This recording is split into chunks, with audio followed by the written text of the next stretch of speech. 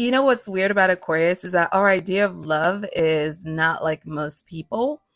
It's not even about a person or gender. It's really about like universal love. Like I love the thought of humans loving each other on Earth. Like that's what I fantasize about. I love the thought of humans being kind to each other on Earth, humans looking out for each other, taking care of each other, being nice to each other, being honest with each other, treating each other fairly. Like that's kind of like my idea of love. I feel like I need it to go deeper. I need it to go deeper beyond just dating and romance because for a lot of people their definition of it is so limited that whenever their partner, friends or family members don't follow that script, they don't know how to love anymore. I want us to get better at loving because there's so many types of loves that don't all involve sex. And the most important of them all truly is loving yourself, which I find is at the root of most of the problems that humans have. Most people will never admit it, but they don't like themselves. When they wake up in the morning and they look in the mirror, they don't like who they are.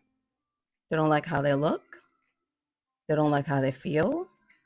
They don't like what they're doing with their lives. They don't like their jobs. They don't like, their relationships.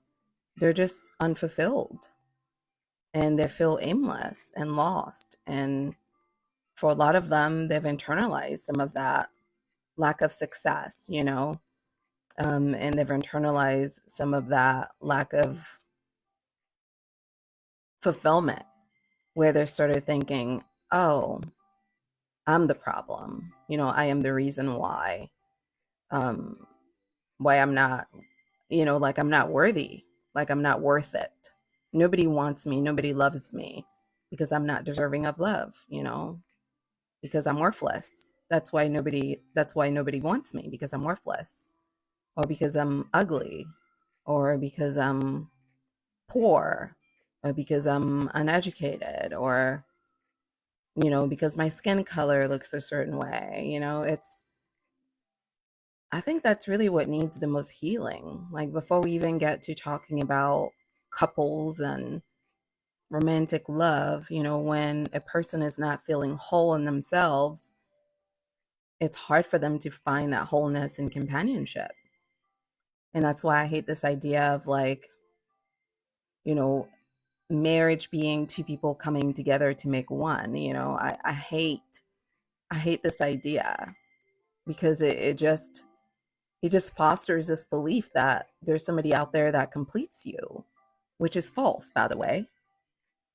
It's a fantasy. It's not real life because you're supposed to be whole and completed before you go look for love. You're supposed to bring your whole and completed self to somebody else. You're supposed to work on yourself if you don't like who you are. You're supposed to keep pushing the envelope to make yourself more and more uncomfortable with who you are so you can learn how strong you really are. You're supposed to love yourself because you are the divine manifestation of God. Like you're the physical manifestation of God here on earth. That's why you're supposed to love yourself.